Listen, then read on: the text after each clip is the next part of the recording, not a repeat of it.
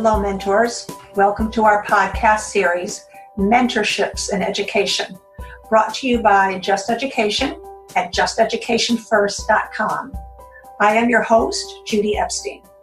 I am very excited about the wide range of experts who have volunteered to give up their time and expertise.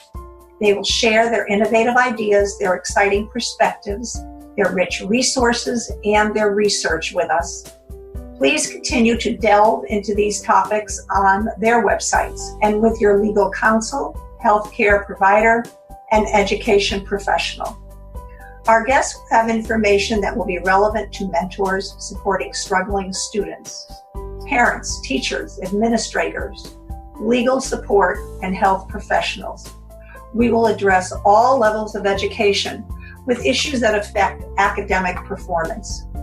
Our goal is to open discussions and introduce a variety of approaches to those searching for information in a free venue. So mentors, let me introduce our guests for today. Welcome, mentors. We are beginning 2021 with our 37th podcast, but it is our first podcast panel. I'm very excited to announce.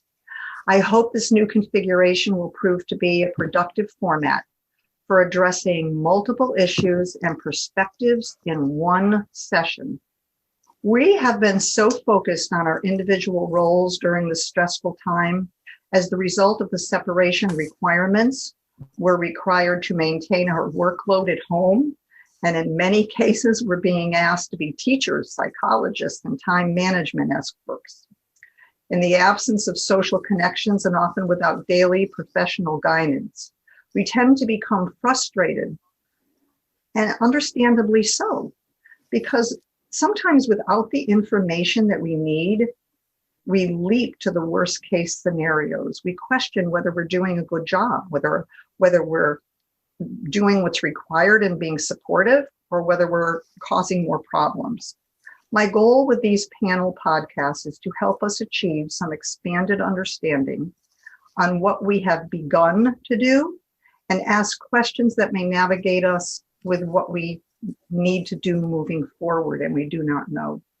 My suggestion is that you listen with a pen and a paper in hand. We have limited time and will not cover all of the issues raised today, but we will raise some important questions, and sometimes the questions are more important than the answers. Give our mentors a foundation to serve as a platform for your further investigations. Get in touch with our panelists. I know they will be pleased to travel with you down any path you choose. Please look over previous podcasts, our guests and their areas of expertise, as what they have to say may be even more relevant today.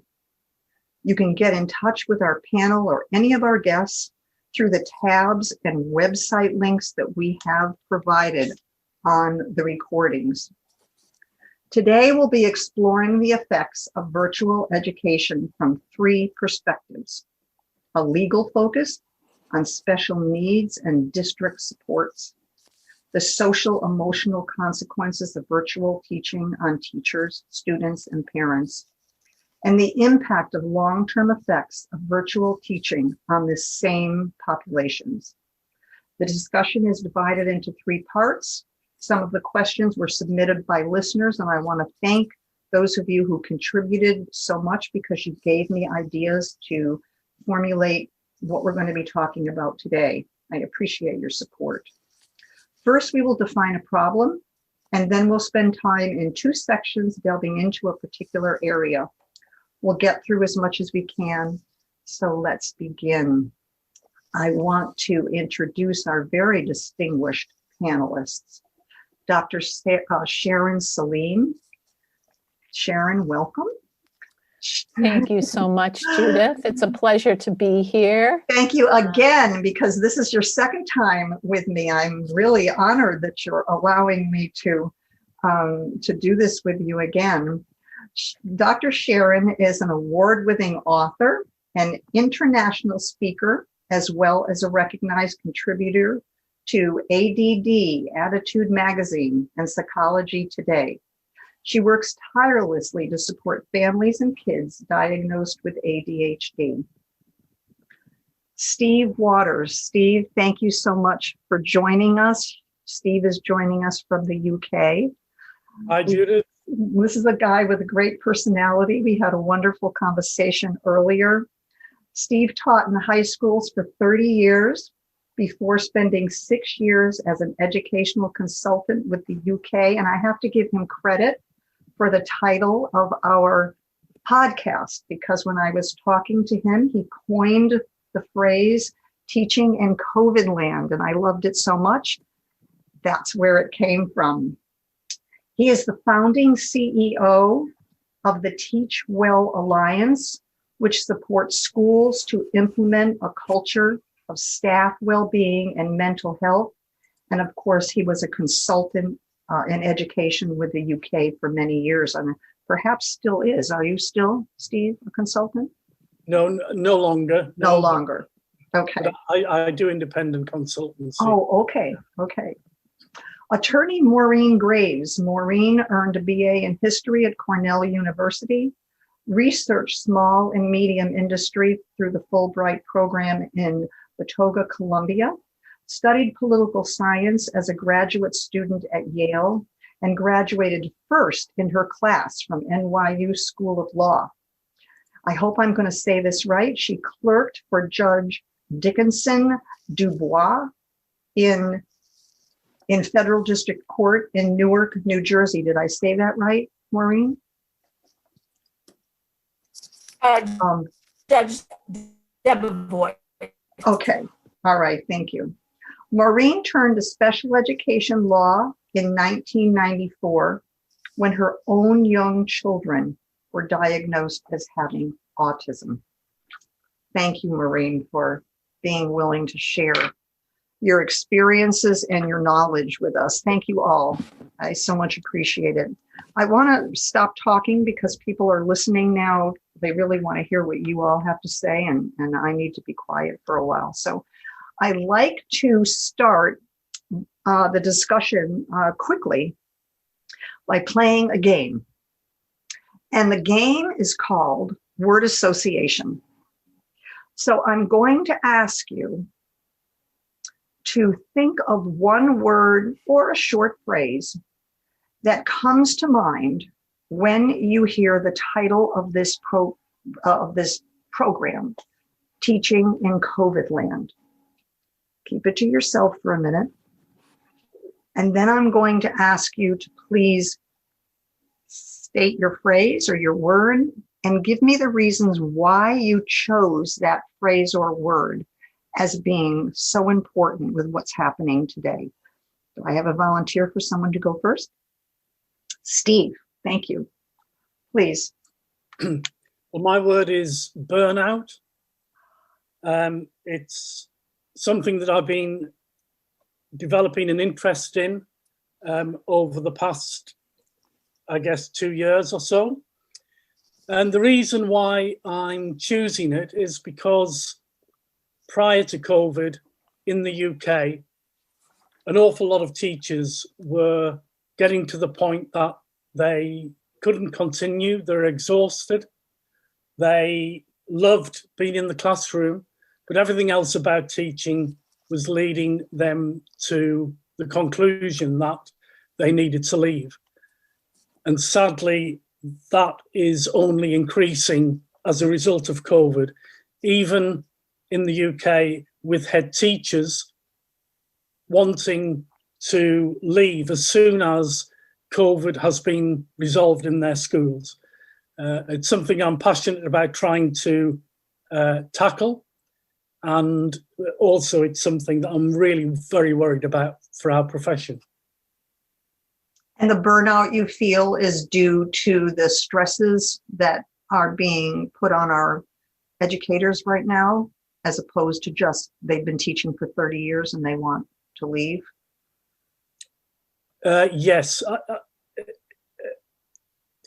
Burnout is causing teachers to leave at both ends of the spectrum. So we have teachers who are reaching the age of 50 who feel that they can't continue. but we've also got early career teachers. In the UK, 33% of early career teachers are leaving the profession in the first 5 years. So it's not just an issue to do with the length of time that someone has been teaching. Okay. Someone else want to weigh in with their word? Anxiety. Anxiety. Interesting. Okay. Can you expound on Well, that a little? This was hard because I was going to say patience, because I wanted to do a positive thing. But then when Steve went, I was like, well, maybe I should just call it as it is. So I'm just going to call it as it is, anxiety, with patience as the flip side. Okay. So, this is a time of tremendous anxiety for both students and teachers, and everyone is being asked to pivot frequently, to adapt, to demonstrate flexibility. And for many kids, they are experiencing what I call resilience fatigue. They're having trouble bouncing back. And of course, we know that resilience is the antidote to anxiety, because resilience is the ability to look at previous successes from past situations and apply those skills, that confidence, the lessons from those past experiences to something present to help us move forward. And this is particularly difficult for children with ADHD, or who are high functioning on the autism spectrum, and even kids with learning disabilities, because all three of these categories of kids all struggle with executive functioning challenges that are sometimes moderate and sometimes severe. And so when we are activated, when we are anxious, when we are engaging in poisonous worry, which is worry about things we cannot control, versus productive worry, which is worry about things we can control. Will I get everything done before I have to meet with Judith, kind of a thing. The response to poisonous worry is a physiological as well as a cognitive and emotional response, and it's generally all about negative expectancy. It's not going to work out. I'm not going to be able to do these things, and though that kind of thinking is kryptonite for resilience. And so for me, I said I choose anxiety because we have to address anxiety not by going, addressing the content specifically, going from thing to thing, because you're just going to play whack-a-mole your whole life, but actually looking at the process of how someone's anxiety works so that we can intervene in that process and reduce worrying, help kids learn how to feel like they can control the knob on the button of their worries. And this is true for adults as well, so that we can have some mental space to nurture our resilience. Okay. That's really interesting, Sharon, because I've been conducting surveys of teachers for the last 4 to 5 years.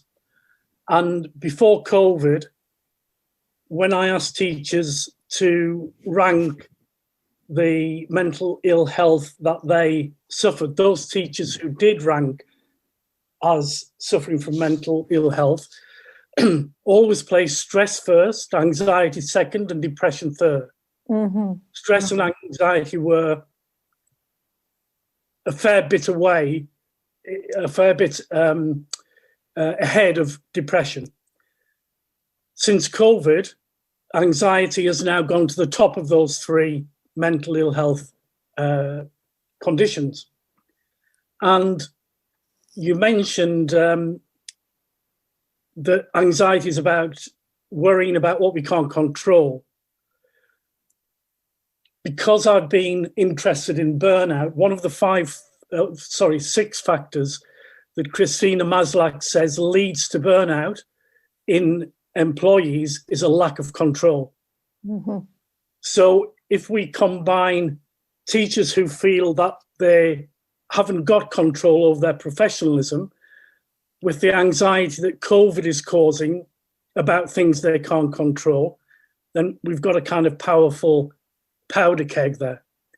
Also, just to complete my thoughts, a researcher called Jonathan Glassard in the UK has conducted research into the impact of teachers' mental ill health on children, and teachers who are anxious pass on anxiety to their pupils, and the pupils try to make their teacher feel better by working harder, but they're worried that they won't be able to do that, and if they don't do it, their teacher will just become more anxious. So the connection between pupil and teacher anxiety is also something that we need to take into account. That is also very interesting, Steve.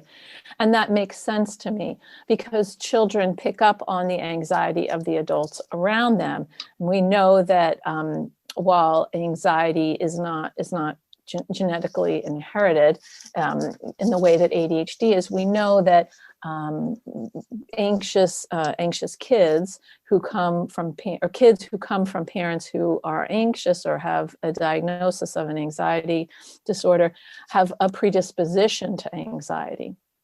And so that would make sense to me that when teachers are anxious, kids try to, accommodate them. The other thing that you said that's really important is that untreated anxiety has been found to lead to depression. So it makes sense. And stress is sort of a as a passing condition. Anxiety is something where stress has been transformed, and it now hangs out. It's a kind of vigilance that people have, and so you can feel stressed on your job from day to day, but there's relief from it. There's not a lot of relief right now for teachers, and I know that in my district, at the upper levels, kids have a choice of whether or not to show their faces on screen so they could be teaching to avatars. Teachers themselves get a lot of good stuff from being with kids, and they're not able to do that. And so not only have they had to adapt and adjust their entire teaching method, they're not getting the goodies that they used to. And that would actually, sort of foment a kind of dissatisfaction, of course, but then anxiety, like how do I engage kids? How do I do this better? And then not seeing when you're ever going to be able to get back to what you really love. It's hard to take. I have a question for you, but I want to see if Maureen is there. Maureen, are you there? Yes, I am here. Okay. I'd like you to weigh in on what your word or phrase is, if you would be willing to do that. Sure. Mine was losing time. And I'm thinking of several things. One is, teachers who are having to spend a lot of time on mechanics, on computer things, and now are increasingly being told to do that as well as be in classrooms. So I think that sort of the time burdens, there are new time burdens associated with remote teaching. Also, I think that we're seeing, again, still the pressure on teachers to be reinventing the wheel, making up their own way of teaching early reading skills, for example. And there are excellent programs out there that have been research validated, they work, but often they're resisted either because districts don't want to spend money or teachers feel de-skilled by using scripted programs. But I think, one of the reasons that teaching is so difficult is that teachers are expected to create so many lesson plans. They don't only have to understand individual children, they have to try to figure out what the best way is to teach their subject matter. And, some teachers are better at that than others, but I think it's just an unrealistic burden that contributes to burnout. And then I also think of students losing time from lack of technology. I mean, it's appalling that this far into the pandemic, children are trying to access school with their parents' cell phones, or that several children are sharing an iPad and that we haven't managed to get broadband around the country or even into, public housing in New York City. So the number of children who are not able to access even what is being done is pretty awful. And I think it could be very quickly corrected by spending some money. And then the lack of materials that children have in their home, the lack of books that many families have, and with increased complications of using libraries. I think we ought to be pressuring Jeff Bezos to send books to every family in America. People are making a lot of money out of this, and if they care about education, they need to give some of that back.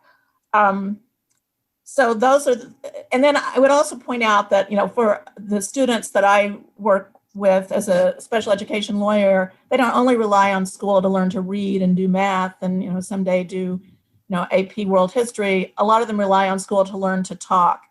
And, I'm afraid we're losing time during critical periods for development that, if that can ever be made up, it's going to take a lot more intensive services in the future than would have been required to do it right the first time. So I'm really worried that we're not looking at what kids need in this environment and coming up with safe and effective ways to do it. Oh, you all have made so many good points.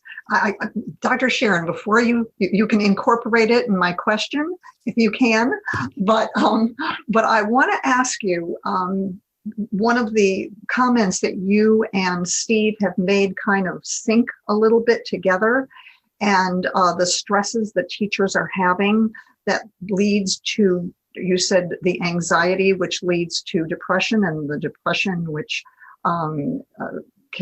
has become more of a concern. I'm wondering from both of you if you feel that this issue is also an issue that students have, the idea of the stress leading to anxiety, leading to depression, and if so, how is that affecting the teachers and whether they're choosing to stay in education? Are they feeling that like they can't help their students, they can't do what they need to do? Would that be one of the reasons they're depressed, because they can't do a good job? Dr. Sharon, are you seeing students and teachers expressing these concerns at all?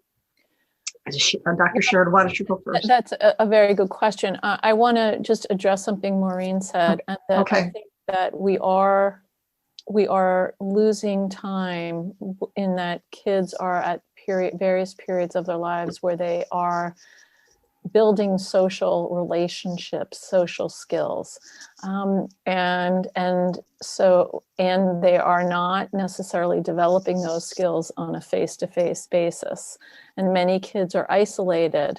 I agree that because of food, housing, job insecurity, and systemic racism, many kids do not have access to online school and resources.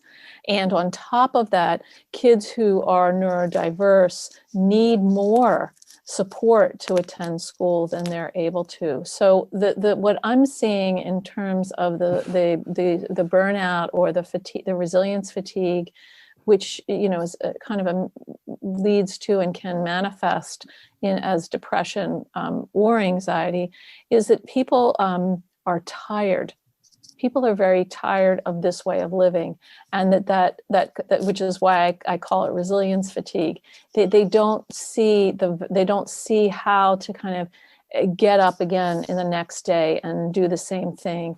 And what happens is that a lot of kids are just angry, and they're isolated, and they're withdrawing, and they're sort of throwing in the towel. And that's what worries me the most right now, and particularly for alternative learners who need more support. And now their parents are having to be their tutors, manage their education without the, adequate training. And so it's just causing, enormous conflict in the family. And frequently for families, what I say is, talk to the school, figure out what the minimum is that your child needs to do, and stop there. Because we want to get out of this COVID land with an intact parent-child relationship. Yes. and similarly, an intact child-student relationship, right? What I say to parents when they call me and they're so frustrated is I say, your child is not going to remember whether they got that math assignment in on time or whether they did well on their social studies test 2 or 3 years from now. What they're going to remember is the interactions, the environment in which they had to stay for that year, the family dynamics that they had to endure. That's what they're going to remember. The soft skills that they learned when their mom asked them to help bake cookies with her. Steve, can you address that from your experience with teachers? Are you getting some feedback with the frustration that teachers are having in terms of how they feel they are performing when they see their students are so stressed? Is that a factor in their decisions? Well, most teachers, most educators have not been trained in how to teach online as the only method or the main method of teaching. And to expect them just to kind of switch from face-to-face to online learning and to be able to do that successfully with no training is foolish. They can't do it. So what they're doing is a really good job, but they're aware in the back of their minds of questions such as, am I doing this right? Are my students learning? How can I keep them more engaged? How can I prevent them becoming fatigued because they're staring at a screen all day? Or how much time do I need to give them away from the screen? Do I need to say, we've got 10 minutes now, every hour, you get up, you walk around, make yourself a drink, you come back. And this is a bigger picture question, so I'm not going to go into it in detail. Okay. But the picture that you are presenting from the US is exactly the same picture that we're finding in the UK. Why? Why are these two powers managing to get it badly wrong?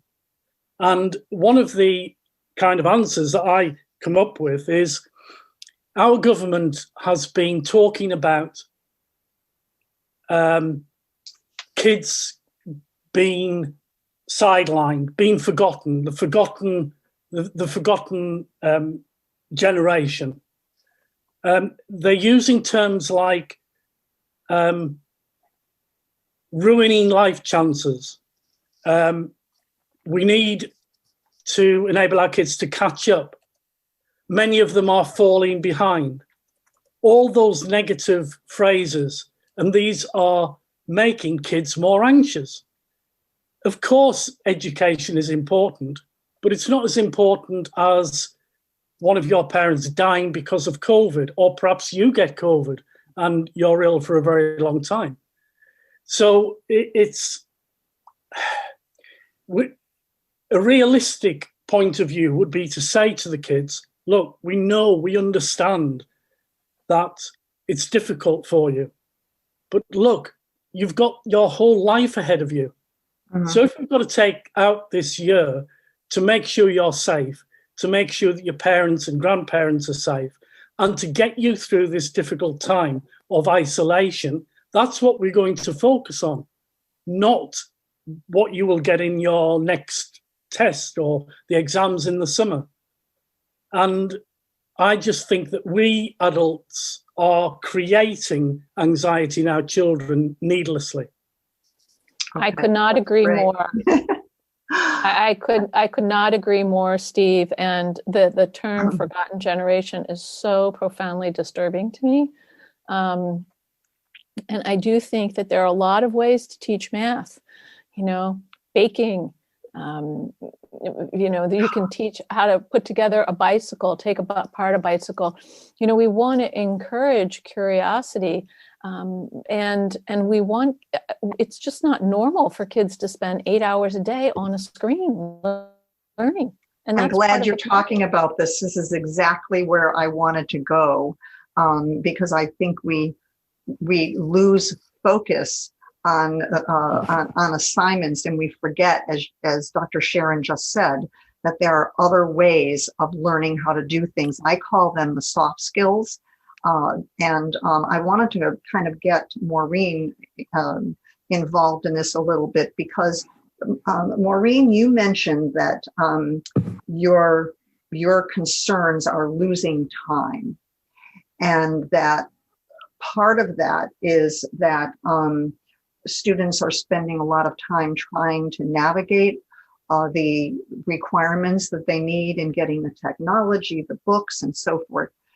How would you recommend that parents, even teachers, if they see that this is happening, how would you recommend, from a legal perspective perhaps, or from a questioning availability perspective, how would you recommend that parents address this issue if they see that their children are struggling because they don't have what they need? What specifically would you recommend that they do? Well, if the students are in special education, in the US, I would recommend that they ask for an individualized education program meeting, and that they try to figure out, what would help. I mean, does the child need a bigger screen? Would that be easier to pay attention to? Do they need some actual workbooks instead of being expected for their asynchronous time to be, sitting in front of a screen? Would it help to have some paper and pencil? Do they need more leisure reading? Do they need more time that they're allowed to speak with classmates? I'm not sure what's going on generally, but it seems that some teachers are disabling chat features. And so the little ways that students had to interact even during instruction are not available to them online, even though they're available to we grown-ups when we're Zooming. We can be having crosstalk with other people privately. So I think that, trying to figure out just logistically what would help, what materials would help. And then I think for some students, they need a person with them all the time. The notion of remote learning is sort of like homework. You provide a good environment and then you sit your child in front of it and then you can go away. But for many students with disabilities, that's not going to work at all. And I think that we're basically expecting parents, usually mothers, to leave the labor force and become unpaid aides. And we could be looking at having them become paid aides, or having them find a cousin who's part of their bubble who could become a paid aide. I think the notion that, for all students, but especially for students with disabilities, the notion that parents are just supposed to step up and do what schools used to do is not realistic. So I think that parents should be asking for more from school districts. In the United States, there's a provision that if a parent files for due process and wins, the school district has to pay the parent's attorney's fees, which gives the parent some leverage to press for what the child needs. So I think parents need to be asking for what children need in this environment. There have been several lawsuits trying to force districts to do in-person learning, in some cases trying to force reopenings of schools. That makes me very nervous given what the COVID situation right now. I think it would make a lot more sense to send staffers into homes, or be arranging outdoor activities. It's going to be very difficult for students with disabilities to understand if a parent or a grandparent dies during this. And I think that we can't become so carried away with the need to be in school that we lose sight of the families that people depend on throughout their lives. I just wrote down some of the things that you said. I hope some of our listeners are writing them down, because these are things that I wouldn't even have thought of to inquire about. I have a child, a grandchild who has some learning challenges, and my daughter-in-law, who is a lawyer, gave up her job to be able to stay home and work with my granddaughter, asking the district to pay her as a one-on-one. My granddaughter is on an IEP. That's a very interesting question to ask. And I think the questions that we ask sometimes are the most important, rather than the advice we're given. A bigger screen, if a child needs a bigger screen, I wouldn't have thought of that. The alternative of some of the learning that's being done, if kids could be given work packets or workbooks so they can follow along. Those are some really good suggestions, and I hope that some of our listeners are jotting those down and will, get in touch with their districts and find out if maybe their children can be supported with some of those ideas. Steve? I think the best piece of advice I could give parents is something that I learned as a parent myself when I was teaching, and that is that a parent is not a teacher. In a lot of conflict comes from a parent being in the role or trying to be in the role of a teacher and enforcing or trying to enforce learning when they should be a parent. Mm-hmm. And kids resent this because they will tell their parents, "You're not a teacher, you're not my teacher, my teacher's in my school." And I think what I would suggest schools do is to give parents a list of suggestions for work or for learning that is different from the kind of learning they would be learning at school. So, for example, we have a pandemic at the moment. And if you're studying history, whether or not it is in this era, why not look at other forms of plague and death throughout the ages? So the Black Death. What did people do in the Black Death that people nowadays don't do because we've got medicines, antibiotics, we've got communication methods that wouldn't have been dreamed of then. And then you can find some writings from people who lived through that period. Is a pandemic the same as being in a war? What are the similarities? What are the differences?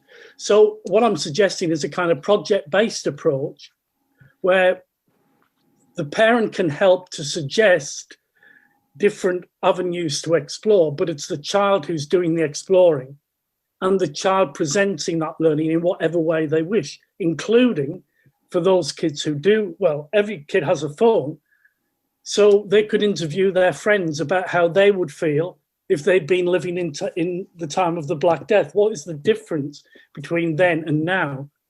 And what we're trying to do is, I think we're trying to get them to cope with the pandemic without allowing them to express enough about how they feel themselves. What emotions are they going through, living through this unprecedented event, which is not only countrywide, but it's global. And that just takes away the pressure from the parent of having to think, right, I'm going to teach a lesson now, and it's an hour long, and it's about this. And it's a different form of learning, and I think the kids would enjoy it because while they're staring at a screen, in terms of interaction and looking at PowerPoints, that's not the same as exploring Google and finding your own references and looking up stuff and finding images and putting them together. I like that because instead of Tom Sawyer being on the literature list, the kids could be reading things that were more appropriate, not more appropriate, but more related to what they're going through, and maybe be able to connect those feelings with what they're feeling. Dr. Sharon had wanted to say something, and then I'll go to Maureen. Go ahead. I just think that it's important to include kids in whatever interventions you're thinking about.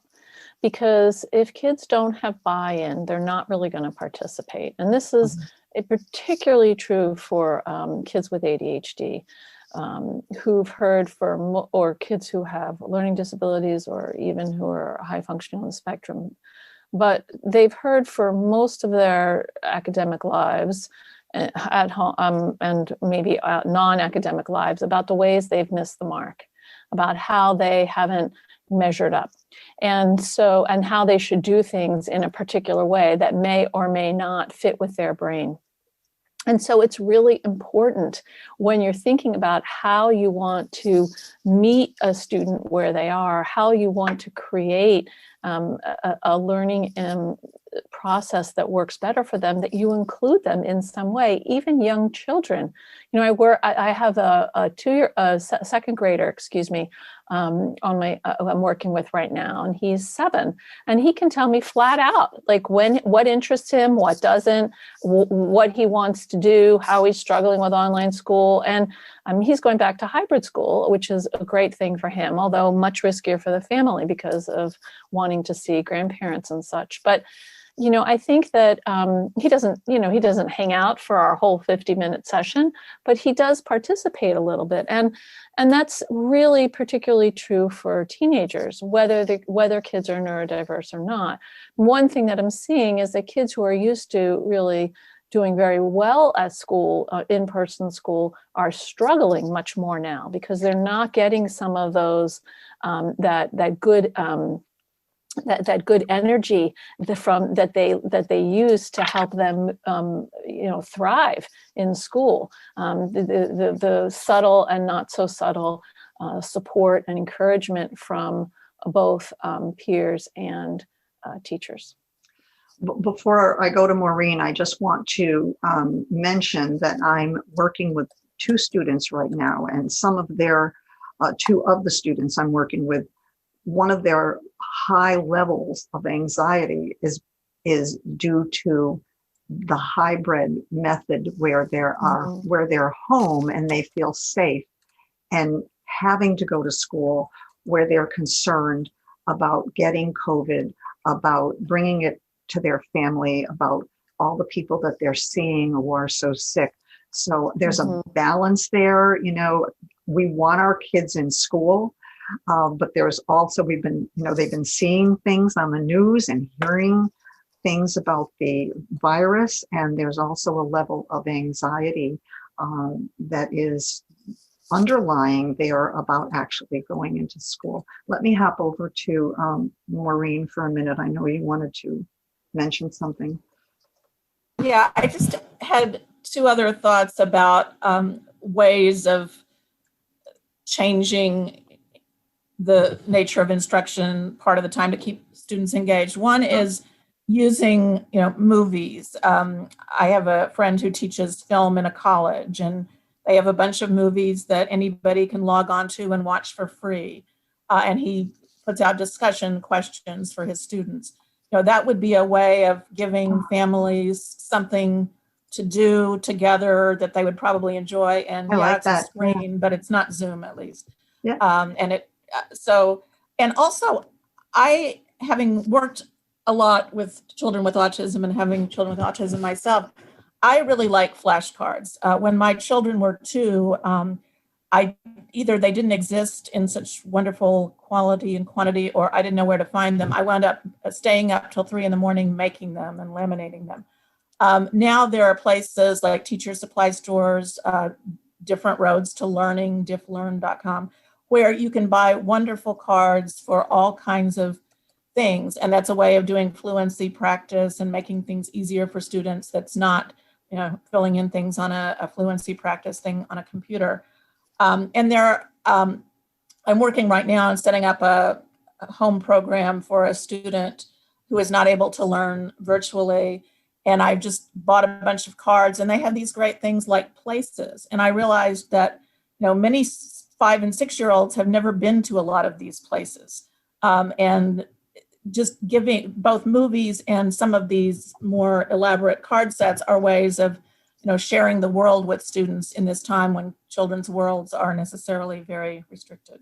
Yeah, flashcards aren't just math facts anymore. I know that Dr. Sharon has to leave in a few minutes, so I want to give her an opportunity to first weigh in on this last part. We didn't get anywhere nearly into so many of the topics that I had, but I do want to get to I hope we can do this again, because I think that we just touched on so many important things that I'm hoping we'll be able to kind of delve into them more specifically at another time. But I want you to have a few minutes, Dr. Sharon, to say a few words on what you would like to address. I gave everybody a list of topics, and I hope that you had an opportunity to look at them and see if there's anything in particular that you feel you want to take a few minutes and really delve into, give some good advice, ask some good questions, some way that you feel that the virtual teaching, that COVID has impacted our lives in a glaring way. Right. So, I mean, you in the number of questions that you offered, and you asked, what are some simple steps teachers can take to address their own mental health? Yes. And what advice do you have for kids, parents, and supporting family and social issues related to anxiety? So I'm going to take these on. Okay, good. So first I'm going to start with, I want to say something. So in my book, What Your ADHD Child Wishes You Knew, Empowering Kids for Success in School and Life, I talk about the 5 C's of ADHD parenting, and they're actually the 5 C's of really good, solid parenting, but they specifically apply to parents of neurodiverse kids, in that these 5 C's are essential for helping foster a positive connection with kids and helping them grow into the independent adults that they want to be and you want to see them. So the first C, this is self-control, compassion, collaboration, consistency, and celebration. So that first C, self-control, is what I want to talk about. The first, well, maybe all of them. Who knows how? I've used that book, I have, because I told you that. And I've used that book with some of my students, and the parents love it. Oh, I'm so glad. Thank you. That's lovely to hear. So when we talk about, simple steps that we can take to deal with our own mental health as adults, whether we're teachers or parents, we're looking at the first C, self-control. We have to manage ourselves first before we can manage or assist kids around us. Because if you are dysregulated as a parent, if you are depressed as a teacher, if you're struggling with anxiety every day, as an educational support person, it's going to be a lot harder to connect with students and meet them where they are, which is that second C, compassion. I'm going to meet kids where they are. And so one of the things that's important is for you to think about, what nurtures me right now? What are some things that actually feed me?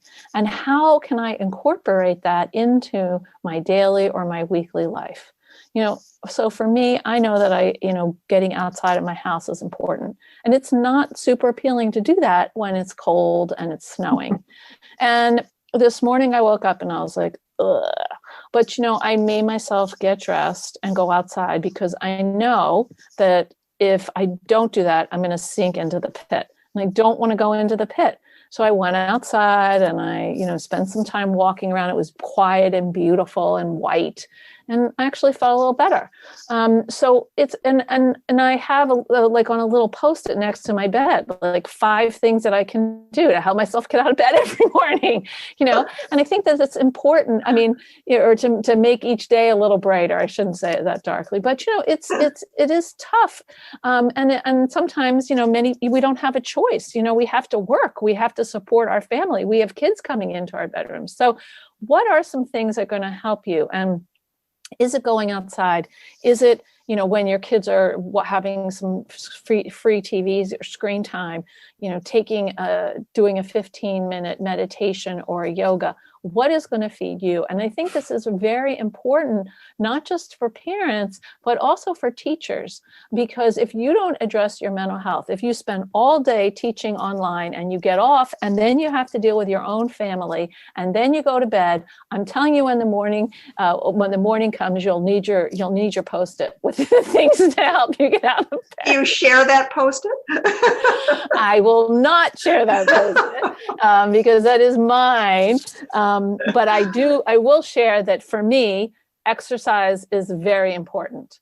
And that's one of the things that I do. I will share that I encourage you to make a playlist of songs you really love, that when you're feeling kind of down, you can listen to. And I encourage kids I work with to do that too, and that helps.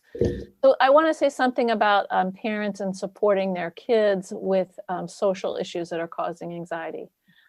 And the thing that we want to understand is that kids desperately want to connect with peers, and they're stuck connecting with peers online. And connecting online socially has a lot of pros, but it has a lot of cons. And those cons have to do with bullying or saying the wrong thing or being put on the spot or having people say something about you that you're not aware of. So we want to make sure that our kids are actually connecting with other kids appropriately. Can they meet people outside with their mask on at a distance? Can you facilitate that as a parent? What sorts of ways are they connecting with their friends? Are they on Discord while they're playing a video game? And even though you as a parent may not like that, if you hear them laughing and whooping, that's okay because they're still socializing. So we have to adjust our expectations of how to socialize right now, and we have to offer our kids tools on how to manage. That's and then great. I will just stop there. Thank you. Those were some wise words. I appreciate that. Steve, Maureen, would one of you like to have some final thoughts on a particular subject that will, directly speaking to either teachers or parents? Well, I assume it's possible to record chats and to tell students that chats are going to be recorded. And in that sense, it's less ephemeral and easier to monitor and deal with than the kind of communications that would be happening in person in school, in bullying of students. That's a good question, and parents maybe should ask that question. I'm not sure whether that's that we can do that or not, but that's a good question to ask. Yeah, so I think these things happened anyway. They happened outside of school through social media anyway. Mm-hmm. And things like having a breakout room for students to talk. You might want a parent there facilitating and monitoring a breakout room. So I think,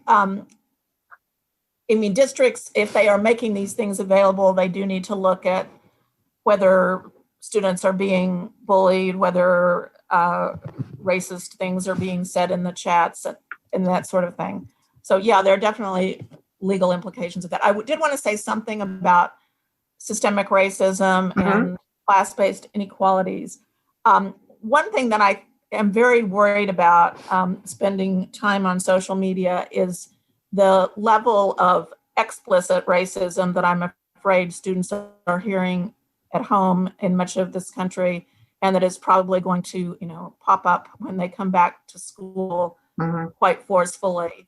And I'm not sure what to do in this polarized environment, but I think that we're going to see some very ugly things, and that to the extent that schools can be, sending out books that don't come off as preachy and cause, right-wing parents to throw them away, but that, portray people of different backgrounds in positive lights. I think we need to be doing what we can to head off some of the racism that is undoubtedly happening in many families.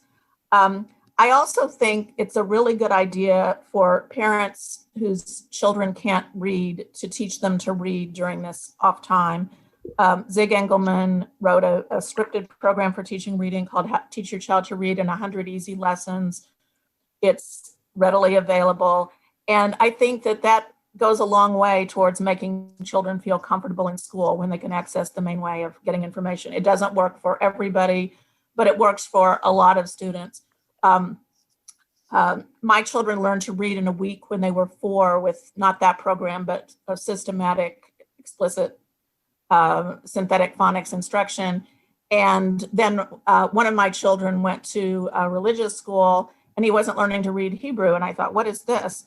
And it turned out nobody had told him that it was right to left, or that the letters not only had names, but had sounds, and that you blended them. So when I filled him in on these things, he outpaced my Hebrew reading in a few hours.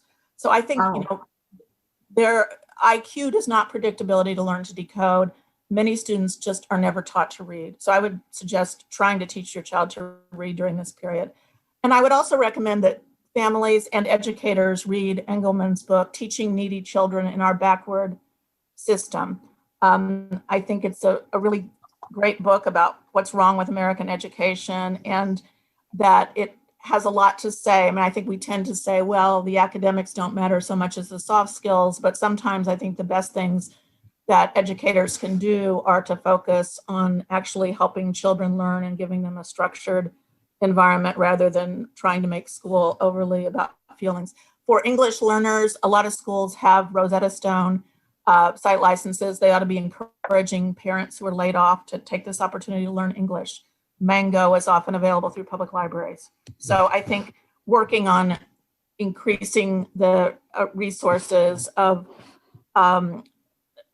families which have been disserved is really important and can be done. Those are some great suggestions. I wish I had time to go over them, but I want to give Steve some time to have the final word here and address, maybe you can put together some of the issues that have come out between parents and teachers and kind of sync them. The best way maybe parents can speak with teachers. If they have some issues, maybe the best way for teachers to talk to parents and alleviate some of this anxiety, or maybe you have another thing you'd like to address. What would you like to say? A couple of things. Firstly,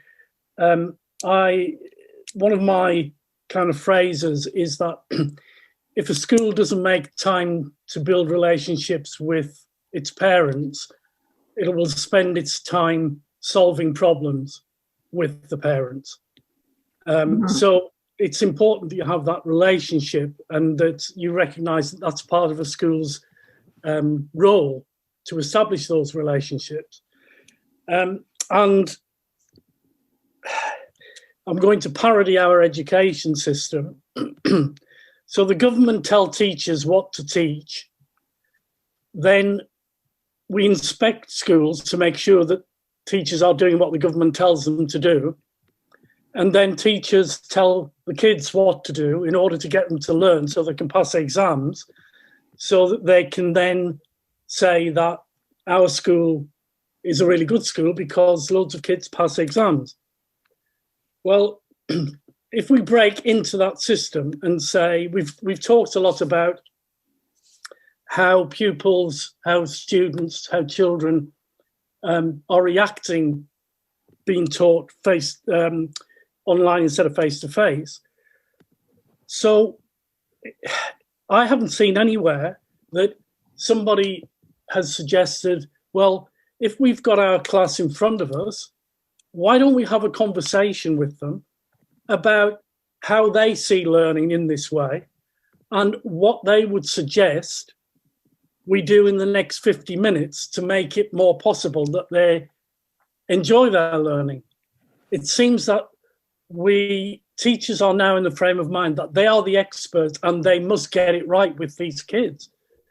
But is anybody asking the kids how to structure the lesson? Probably not. So if the kids come back and say, look, we're okay for 20 minutes, but after 20 minutes, our heads just go, well, let's put a little break in 20 minutes and do something else. So it's, learning should be a relationship between the teacher and the students and be negotiated to a certain extent.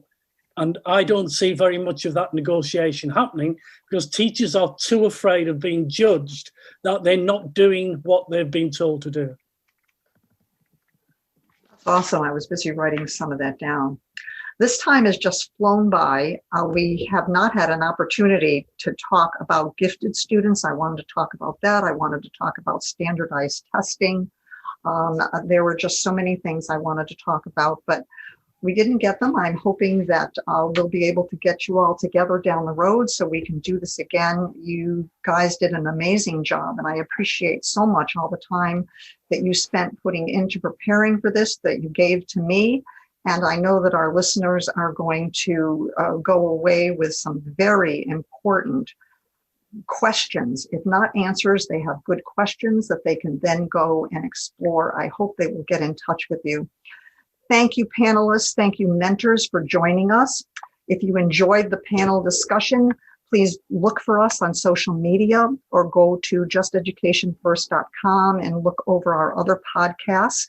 I hope you will all be well and that you will stay connected. Thank you and have a good day.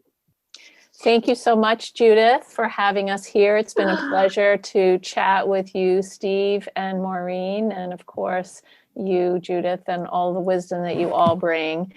If you would like to stay connected to me, please go to my website, www.drsharonsaline.com.